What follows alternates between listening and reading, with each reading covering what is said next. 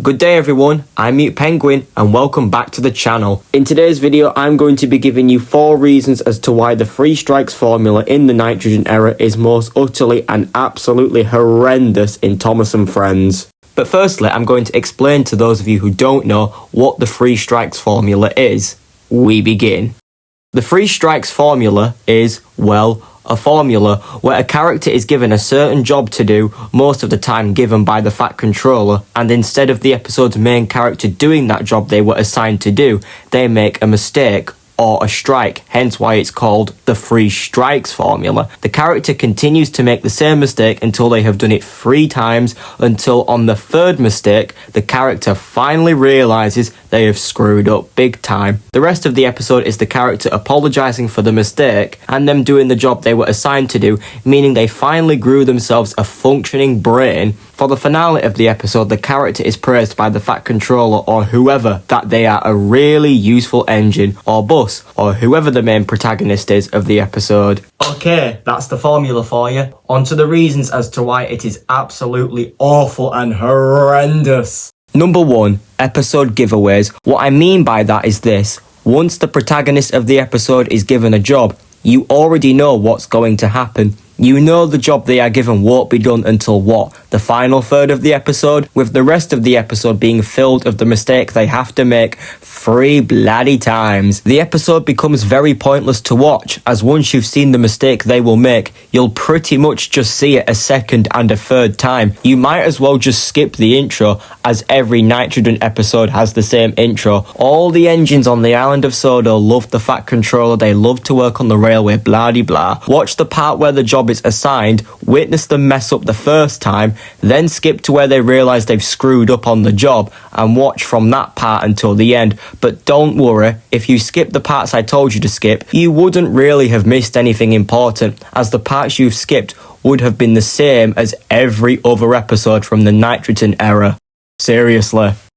Number 2, the main character is usually the dumb one. This is done pretty much just for the sake of the plot of the episode to work, regardless of whoever the main protagonist of the episode is. The character is told to do this and that, doesn't do it, and goofs off to do whatever, messes up, apologises, and does the right thing in the end. This then causes the spotlight character to usually be out of character. What this means is that a character's behaviour is not consistent with how they usually act, because you're having certain characters like Edward, Toby, or Henry do stupid things that their proper character wouldn't do, again, just for the sake of making the plot work, and so the usual cast gets screen time. Also, considering that every Nitrogen episode follows the same formula as well as a high amount of the Hit era episodes, it is very common for the engine's characters to unfortunately be butchered multiple times. Some poor episodes that prove this are Wonky Whistle, Thomas is completely deaf, Push Me Pull You,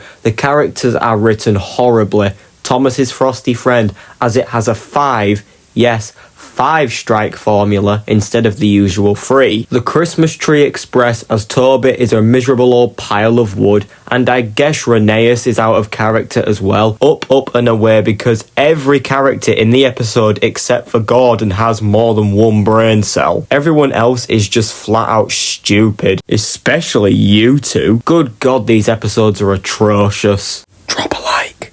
Number 3, repetitive dialogue. When I mean repetitive dialogue, I'm not talking about the rhyming and alliteration, but the same dialogue just being stamped down after each strike. Basically, when a character sets off to do a task, at each strike a particular line of dialogue is said by either the narrator or the character, sometimes both, but once they say that line after the 1st strike, the dialogue is literally just pasted onto the 2nd and 3rd strike. Sometimes the dialogue after the 1st strike in some episodes are altered for the 2nd and the 3rd one, but with such minor changes it's pretty much more or less the same sentence with 1 less word or 1 different word used. Here are some examples in some of the episodes. Hurry to the country show!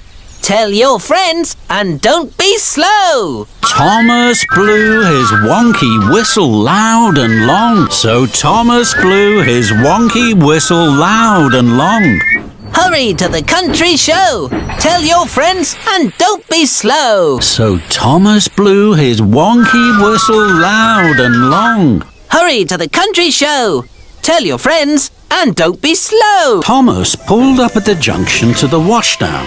He saw a very big puddle on the other track. Charlie was waiting right by it. He was very muddy. Splashing Rosie was such good fun. I'm sure Charlie would like my game too.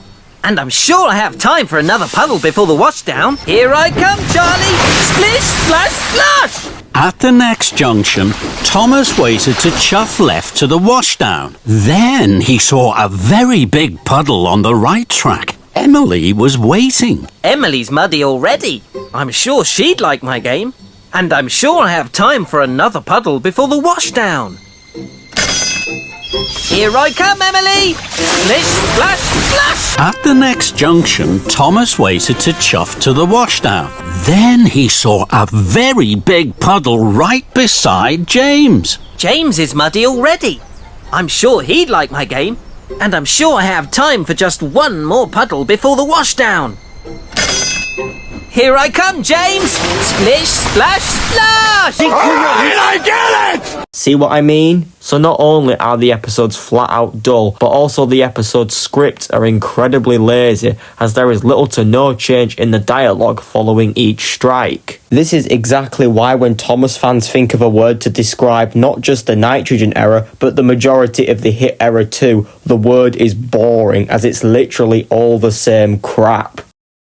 Number 4. Humans are used as the engine's hands. Basically, when something is supposed to happen in an episode that can't be done by an engine because they have no hands, such as take a hat from a station or put something somewhere it shouldn't really go, the humans step in and do it for them. Then the episode portrays it as if the engine character was the one who did this and that. Yes, the idea to do whatever came from the engine, but the crew members without hesitation just goes along with it just so the engines can stick with their silly idea. And just like with the main protagonist being the dumb one, same story here, the humans are the way they are pretty much for the sake of the episode's plot to work, and as well as that, it didn't really seem like the writers cared about what they were doing. For example, in the episode The Lion of Sodor, Thomas is under the impression that he is pulling a real lion and wants to give it some goodies on its journey to Knapford. Seems pretty kind of him. However, because he has wheels instead of hands, one of his crew members puts them in the crate for him. Then when Thomas arrived at the station and the lion is revealed to be a statue, now covered in gunk, Thomas gets the full blame for it. The crew member can literally open the top of the crate. How did he not see that it was a statue when putting the goodies in? And do you want to know what is such a shame? The fact that the people aren't exactly smart themselves, considering they do nothing to stop the engines from going along with their silly ideas. They don't even question them about it. Most of them just exist for those reasons and nothing else. Somehow they think the engine's ideas are good. Another example is in the episode Chickens to School, taking place in season 8. Thomas is supposed to take chickens to the farm, sheep to market, and kids to school. However, because he had no sleep due to working all night long, he mixes up the instructions and instead delivers sheep to the market, chickens to school, and the children to the farm. But in order for Thomas to make a mistake, what do the humans do? They listen to Thomas's confused and messed up instructions. Why would the teachers unload chickens and put them in the classroom if they were expecting children? Why do they unload sheep at a market if they weren't supposed to be there? And why weren't the children told off for getting off at the farm considering they shouldn't have been there in the first place? But Thomas gets the full blame. Yeah, that sounds about right. Good job.